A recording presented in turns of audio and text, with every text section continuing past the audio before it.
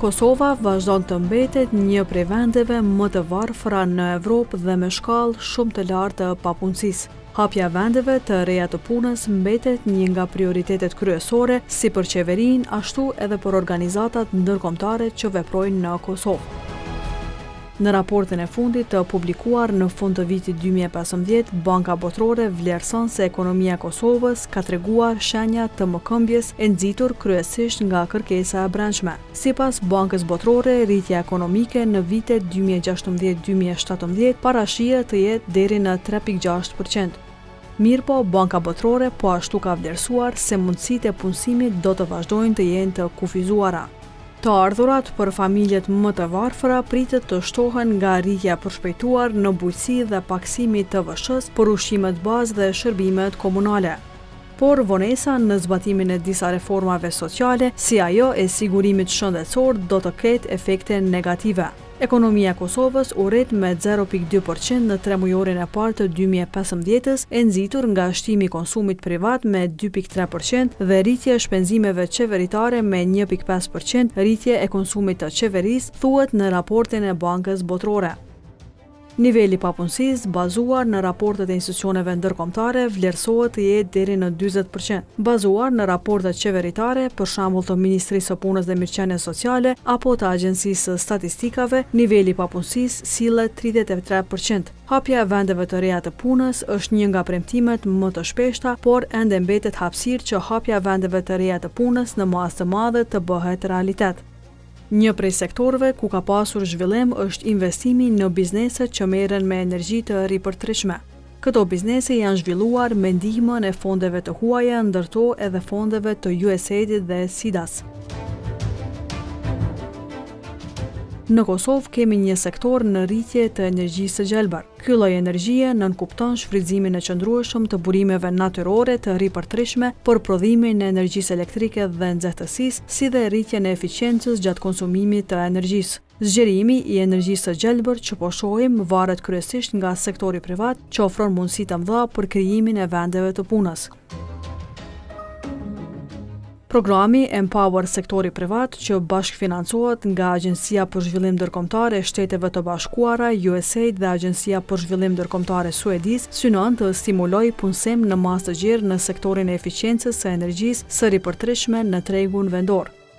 Për të arritur këtë, projekti ndjek disa qasje, nga mbështetja direkte për prodhuesit dhe ofruesit e shërbimeve tek programet e trajnimit teknik që zhvillojnë ekspert në dizajnimin e produkteve specifike dhe fusha të reja të shërbimeve teknike e deri tek vlerësimet e hollësishme të fushave të këtij sektori. Liza Marku nga projekti Empower sektori privat shpjegoi për emisionin Ekonomia me erëzën rëndësinë e këtij projekti. Ajo thotë se projekti Empower sektori privat ka për synim hapjen e vendeve të reja të punës dhe është i fokusuar në sektorin e përpunimit të drurit, veshmbathjes, energjisë, turizmit dhe në fushën e teknologjisë informative. Por sipas saj, projekti nuk i përjashton edhe sektore tjerë të biznesit. Empower, sektori privat, aktualisht është duke ndihmuar shumë biznese që merren me energji të ripërtërishme. Marku shpjegon se pse pikërisht u përzgjodh ky sektor për të ndihmuar. Sa i përket sektorit të energjisë në përgjithësi, mënyra se si jemi qasë ne si projekt është që kemi identifikuar në sektoret e energjisë, kryesisht sektorin privat. E kemi në sektorin e energjisë të ripërtërishme, ku hyjnë prodhuesit e biomasës, aty janë prodhuesit të pelletit, briketit dhe stufave dhe kaldave për biomasë, dhe kemi instalues të paneleve solare. Po tash kemi një lajm të mirë se në Kosovë për herë të parë u hap edhe fabrika e prodhimit të paneleve solare fotovoltaike. Prandaj e kemi në sektorin apo tash të quajturin cluster që po i thojmë. Do të thotë në kuadër të nën sektorit të energjisë të ripërtërishme kemi prodhues të biomasës dhe panelet solare, instalues dhe prodhuesin. Në sektori i dytë i rëndësishëm kuadër të energjisë që ne i ofrojmë përkrahje është edhe sektori i energjisë eficiente, ku hyjnë të gjithë prodhuesit vendor që merren me prodhimin e materialeve izoluese, edhe kemi një sektor tjetër që janë riciklues.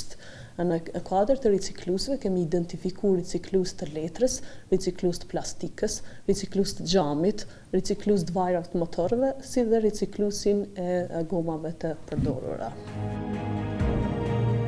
Zyrtarja projektit Empower, sektori privat, thot se USAID i ka ndihmuar mjaft këtij sektori të biznesit dhe se është bërë një punë e madhe që të identifikohen sfidat me të cilat përballet ky sektor.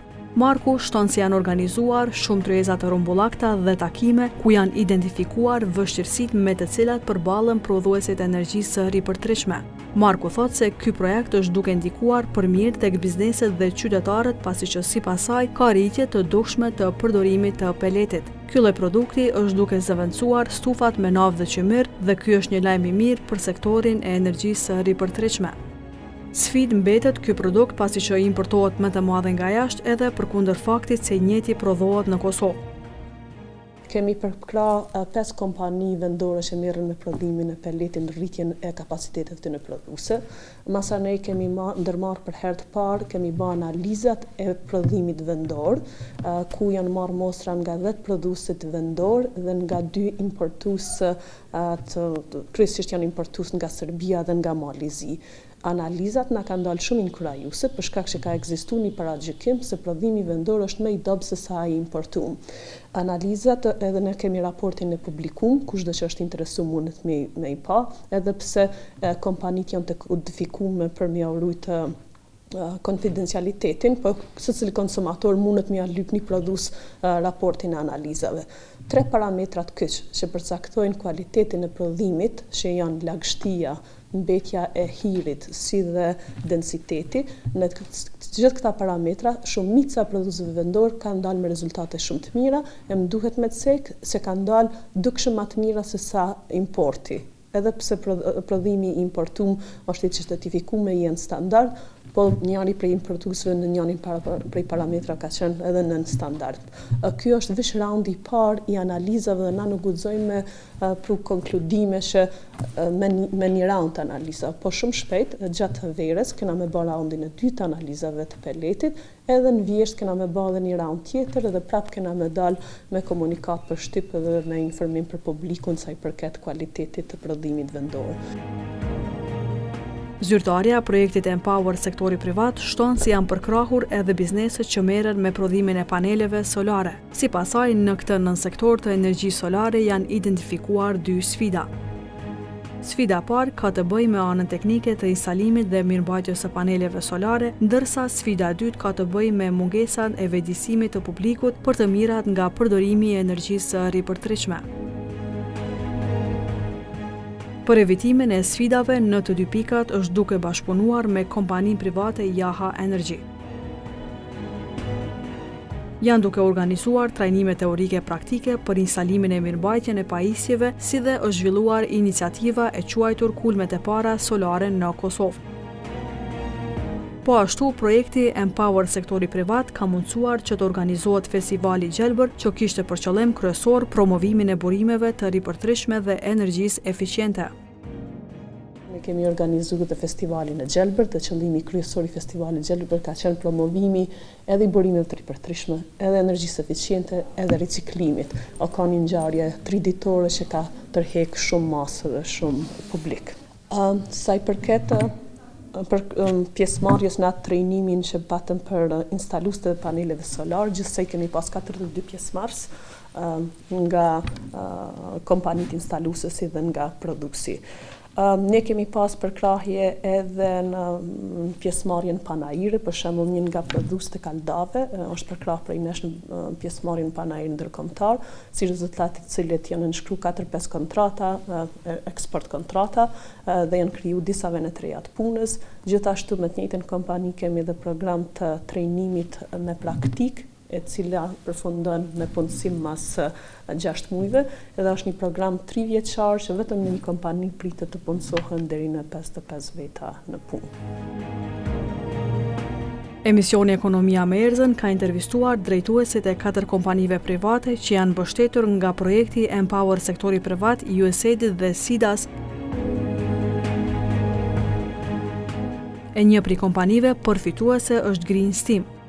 Kjo kompani me përgjegjësi të kufizuar është themeluar në vitin 2014. Aktiviteti kryesor i kompanisë është pastrimi i automjeteve, pastrimi i hotelerive dhe restoranteve, pastrimi i objekteve shëndetësore, i objekteve edukative, sportive dhe rekreative, pastrimi i objekteve industriale dhe makinerive të ndryshme, qoftë industriale apo ushqimore.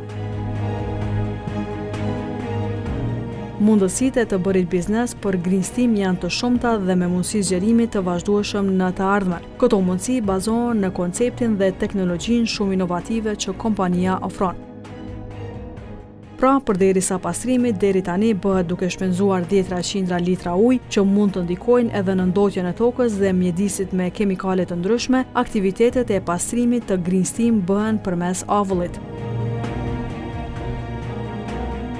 Ofrimi i shërbimeve të pastrimit përmes avullit krijon shumë avantazhe, pasi që mundson që të gjitha shërbimet të kryhen në formë mobile sipas nevojave të klientit. Ky lloj shërbimi ofron cilësi të lartë të pastrimit, bën pastrimin edhe të pjesëve ku arrihet me vështirësi, eliminon mbetjet, mikrobet dhe të gjitha bakteriet alergjike, kurse ndukshëm ujin, eliminon përdorimin e tepruar të kemikaleve dhe të gjitha detergjentëve që dëmtojnë tokën dhe shëndetin e njerëzit, si dhe mundson që të gjitha shërbimet të kryhen në një kohë rekorde. Green Steam është përfaqësues ekskluziv për të gjitha vendet e Ballkanit i dy kompanive më të njohura në prodhimin e pajisjeve të pastrimit me avull. Valon Fetahu është bashkëpronar në këtë kompani. Ai tregon për punën e kësaj kompanie dhe mbështetjen që ka marrë nga projekti USAID-it. Green Steam është kompani shërbyese dhe tregtare, e specializuar në ofrimin e shërbimeve të përgjithshme të pastrimit me avull dhe shitjen e makinerive për pastrim, me synim për të ofruar shërbime me standardet më të larta në treg, me bashkëpunim me kompanitë lider në Evropë, sjell për herë të parë sistemi revolucionar të pastrimit me avull. Ne jemi të organizuar në disa njësi dhe sektor, është sektori automjeteve, ku edhe vetë ideja e biznesit ka lind prej këtij sektori. Për arsye që në shumicën e autolarjeve në Kosovë përdorin pastrimin tradicional me shtypje të ujit dhe me kimikale që përmbajnë komponentën dëmshëm kimik, po ashtu shpenzojnë dikon për pastrimin e një automjete 120 deri 180 litër ujë, ndërsa teknologjia moderne dhe promjedisore Green Steam për larjen e një automjete shpenzon 3 deri në 4 litër ujë. Aplikimi e avullit garanton ruajtjen e ngjyrës së automjetit dhe shkëlqimin e tij. Fetahu tregon se kompania e tij aktualisht ka 12 punëtor, ku 6 prej tyre janë të fokusuar në automjete, 4 në sektore gjenerale, ndërsa 2 në sektorin mobil për pastrimin e ulseve të ndryshme në terren. Fetahu tregon se fillimisht kishte pasur ndihmën e familjes për hapjen e biznesit, ndërsa më pas pati mbështetje edhe nga projekti Empower sektori privat që i mundsoi kësaj kompanie që shumë shpejt të ofrojë shërbime të reja. Shumë shpejt do të fillojmë me një shërbim të ri, i cili është pastrimi i tepeve në vend pa e marrë ato, po ashtu do t'i ofrojmë një mundësi bizneset për të pastruar automjetet mobil, që ne do të shkojmë te bizneset, për arsye që bizneset të përfitojnë, do të thotë mos shpenzojnë kohë për të ardhur, shpenzimet e derivateve, edhe largimin e rrezikut nga komunikacioni, kuptohet. Ne jemi duke pritur, do të thotë makinat të cilat Empower na kanë mbështet, që do të fillojmë shumë shpejt dhe besoj që është një avantazh shumë për neve, do të ofrojmë edhe disa shërbime tjera në terren.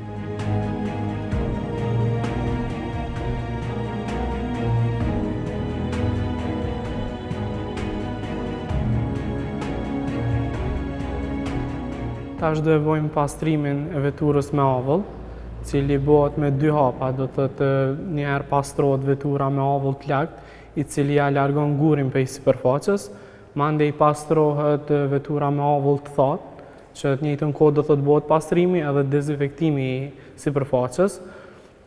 Do thotë që në njëjtën kohë është edhe vetura e terën, benefitet e kësaj janë do thotë që vetura nuk mundet më korrodu, thjesht është edhe shkëlqimi më i madh, është mbrojtja e ngjyrës nga rrezet e diellit. Të mirat e pastrimit me avull janë për arsye që nëse pastrohet vetura me avull, dikon na i harxojmë vetëm 3 litra ujë për një pastrim, ndërsa hotelare tjera do të harxojnë dikon 120 deri 150 litra për pastrim. Mandej benefitet e avullit janë për shembull që disqet e veturës do thotë janë nxehta, e të njëjtën kohë do thotë bëhet pastrimi me avull, nuk ndodh kurrë.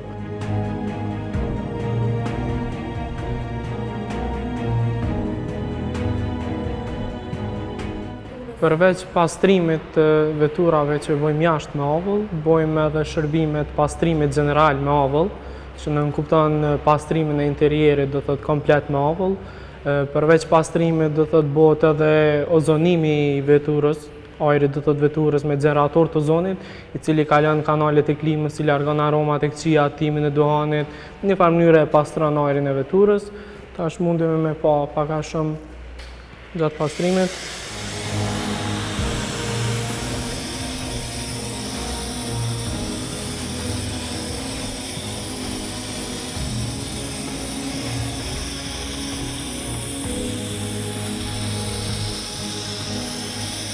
Përveç pastrimit të veturave të interierit me avull, bëjmë edhe pastrimin e ulseve në shtëpia, banesa, hotelet, ndryshme. Do thotë bëhet pastrimi me avull, që do thotë pastrohet ulsja, por nuk lagët sfëngjeri.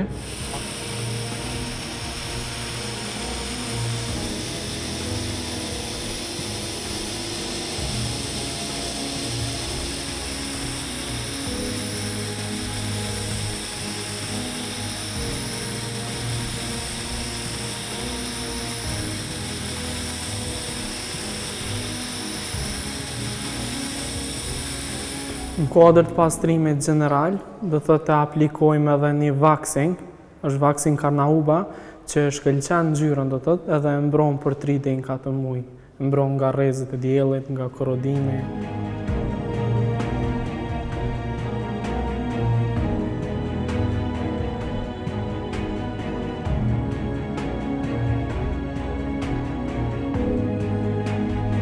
Përveç pastrimeve dhe waxing që e bëjmë, do thotë bëjmë edhe shërbimet polirit, si dhe shërbimi më i ri që kemi tash është ceramic coating. Do thotë keramika është një shtresë e llakut, mbrojtës, do thotë që e mbron, është rezistent ndaj ujit, ndaj gërviqeve të lehta, do thotë e mbron nga korrodimi, nga rrezet UV. Do thotë këtu e kemë një veturë. Kjo pjesa do thotë është mbrojtë me keramik, që është për keramik platinium për 3 vjet. Mundemi me pa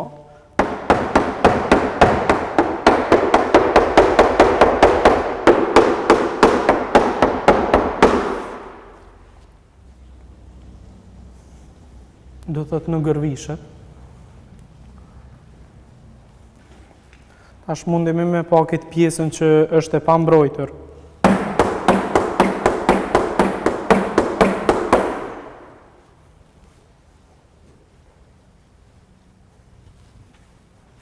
Pra gërvishet kanë. Përveç keramikës, do thotë që aplikohet, kemë edhe keramik që aplikohet për xhama, që e kemë bo edhe pjesën e xhamit. Gjysa e xhamit është e mbrojtur dhe gjysa e pambrojtur. Mundemi me testu tash.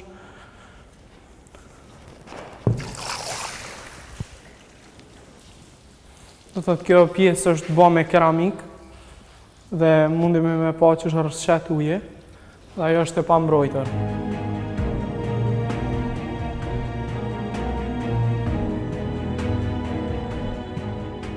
Ndërkash një kompani tjetër që ka patur mbështetje nga projekti Empower sektori privat është kompania Izolimi Plast. Kosova është vend me zhvillim ende të vogël të ekonomisë, ku kryesisht importohen më shumë mallra se sa që eksporton.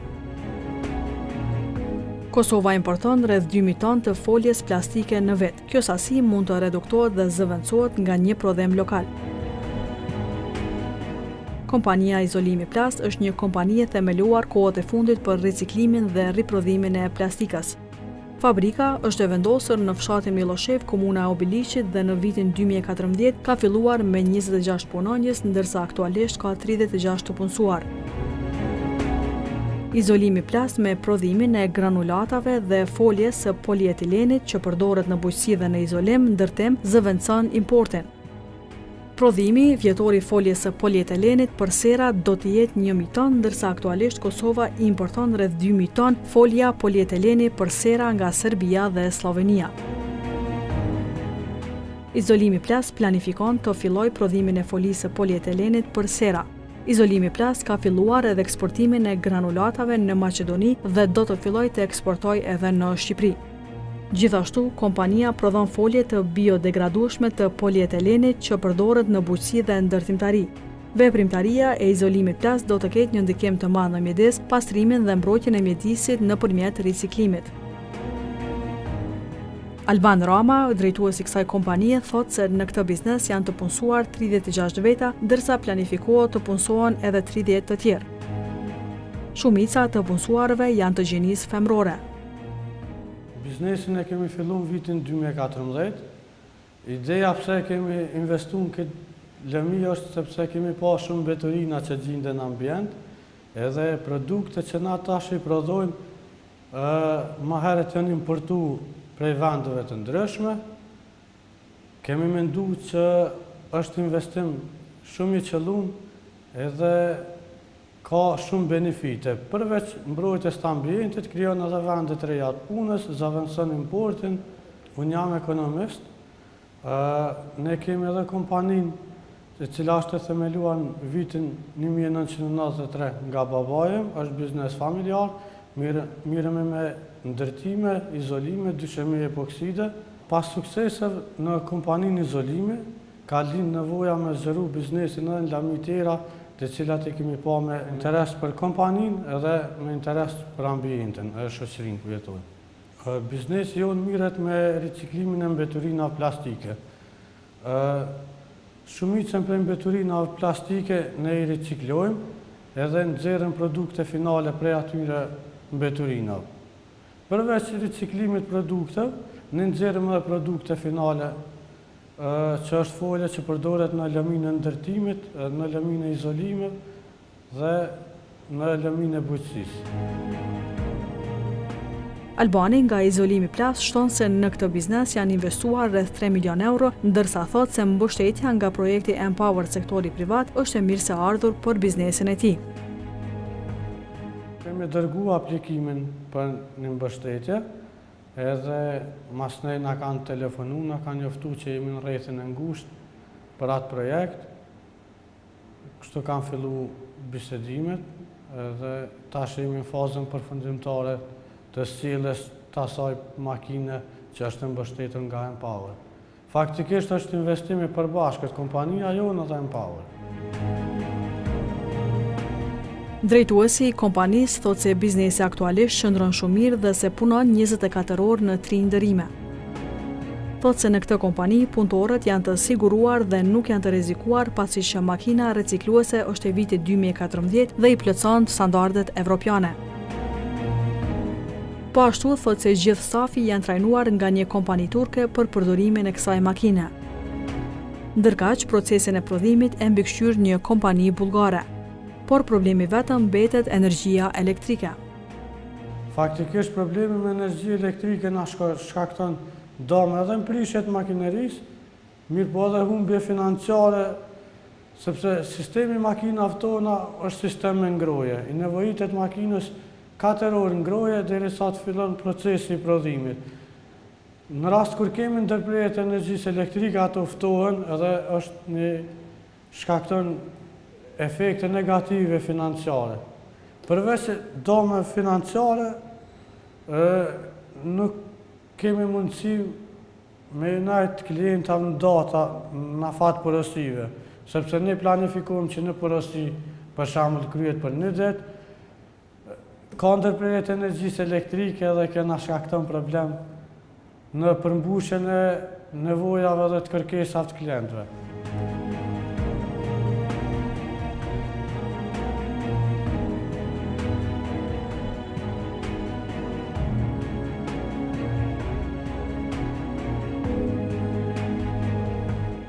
Fillimisht, këto mbeturina që i pam, këto në mrena në fabrike dhe jashtë fabrikës, mirën prej pikave grumbulluse. Përveç pikave grumbulluse, sjellin mbeturina dhe persona ndryshëm. Shumica e persona që sjellin këto mbeturina janë minoritetit ram.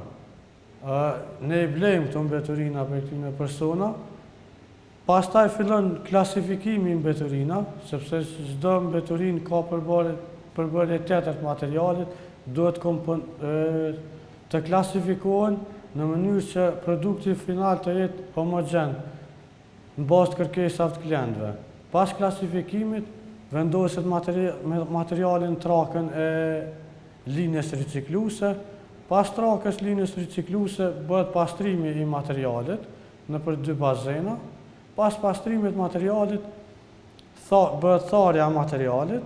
Pas tharjes materialit del produkti shkrirja e materialit në temperaturë rreth 200 gradë varësisht për llojit të materialit dhe nxjerrim produktin final.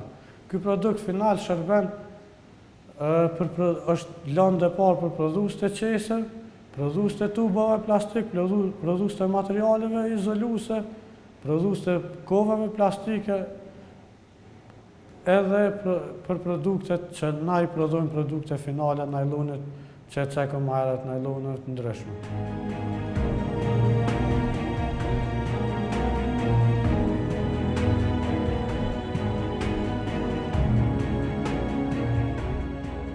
Nuk janë vetëm këto 2 kompani që kanë marrë mbështetje nga projekti Empower sektori privat.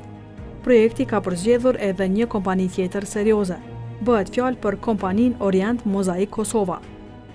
Kjo kompani prodhon pllaka mozaik për muret e banjove dhe kuzhinave duke ricikluar mbeturinat e qelçit. Kjo kompani është e vetmja prodhuese pllakave të mozaikut me anë të riciklimit të qelçit në Ballkan.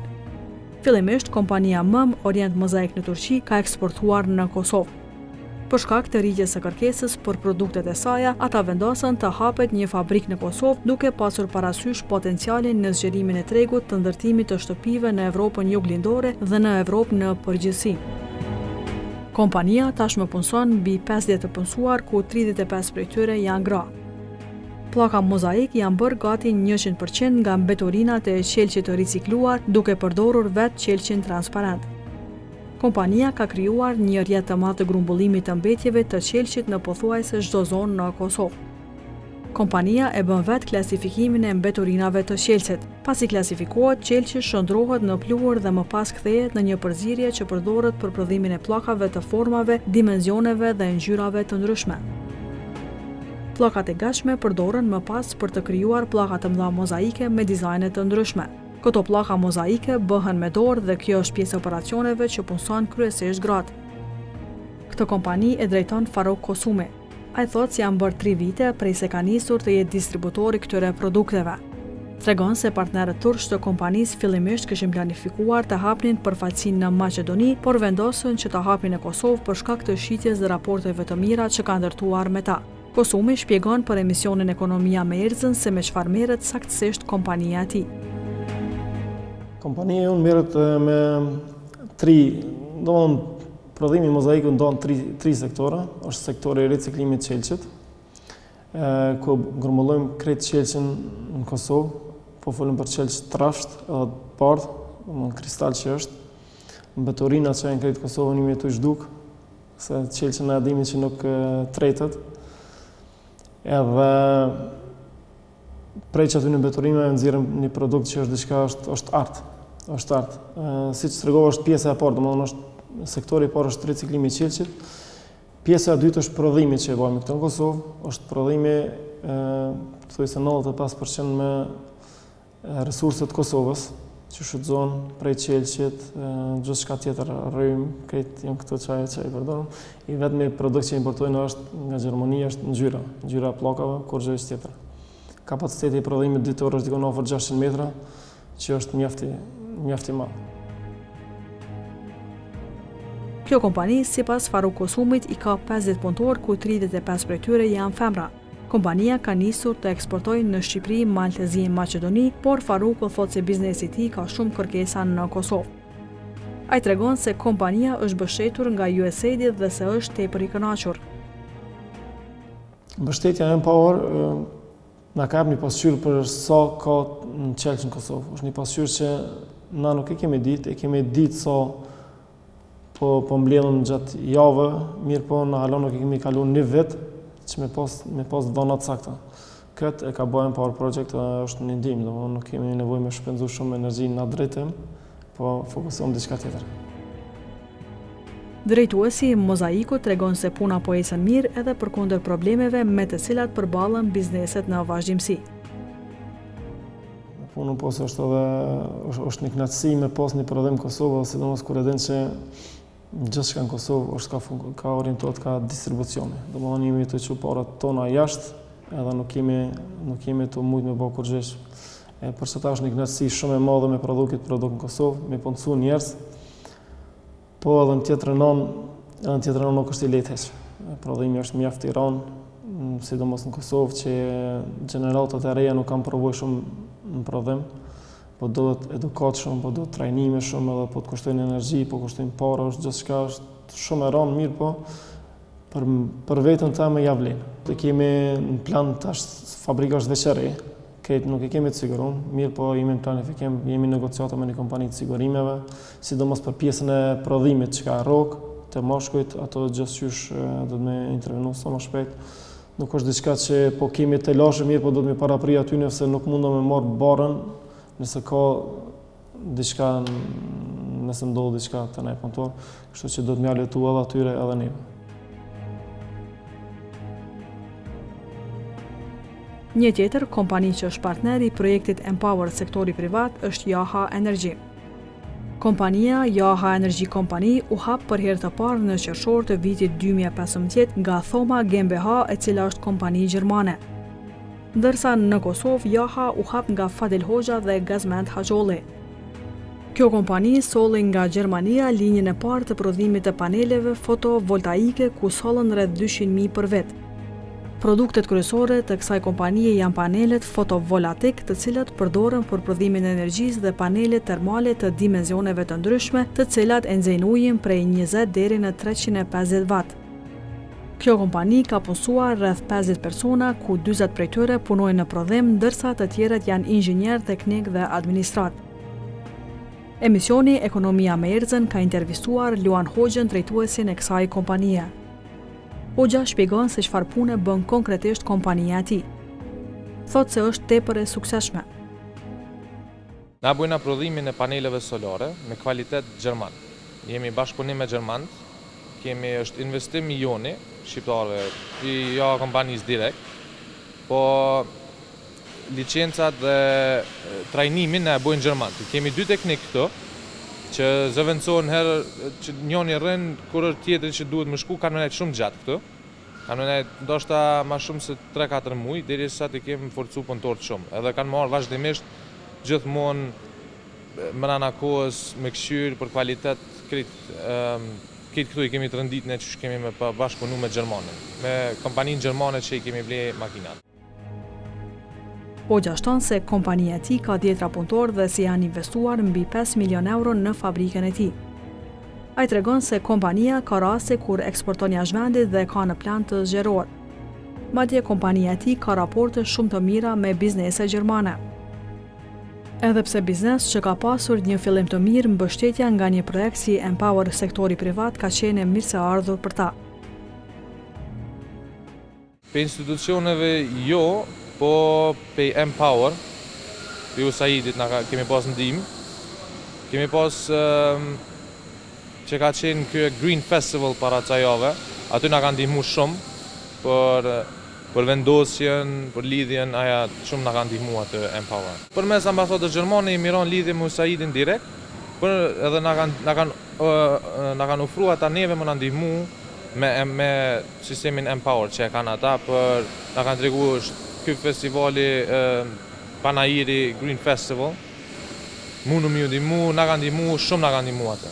Na kanë tregu për qysh me vendos, kur me kanë atë, përgatitjen, edhe financiarisht na kanë ndihmu. Hoxha po ashtu tregon se si lindi ideja për të hapur këtë lloj biznesi. Kemi hasë më pare për nevojat tona, shtëpis, personale që kemi dashur vetë na me pas produktin vendosur në shtëpi. Edhe kemi pa që përmerë shumë kohë, pjesa transportit, blerja, derisa të vjen distribuimi i tyre në ndryshëm, edhe kemi vendos me një mënyrë, u kanë qaste që kemi pa që i duhet prodhimi i paneleve solare këto në Kosovë. Investimet në energji të ripërtërishme po luajnë rol të rëndësishëm në plotësimin e shumë kritereve të përcaktuara nga Bashkimi Evropian. Një prej tyre është investimi në ruajtjen e ambientit që vjen nga funksionimi i këtyre bizneseve, ndërsa tjetri është kushti që i ka vënë Kosovës Bashkimi Evropian. Ky kusht obligon Kosovën që të ketë deri në 20% energji të ripërtërishme. Lidhur me këtë, qeveria e Kosovës ka krijuar Agjencionin për Energji Eficiente. Një mbështetje mjaft e madhe në drejtim të zhvillimit të këtij biznesi po japin organizatat ndërkombëtare, siç është rasti i projektit Empower sektori privat që financohet nga USAID dhe SIDA. Përveç ruajtjes së mjedisit dhe përmbushjes së kushtit të vënë nga Bashkimi Evropian për të pasur rreth 20% energji të ripërtërishme, mbështetja në këtë sektor nga USAID dhe SIDA ka luajtur rol të rëndësishëm në ekonominë e Kosovës, duke rezultuar në hapjen e shumë vendeve të reja të punës.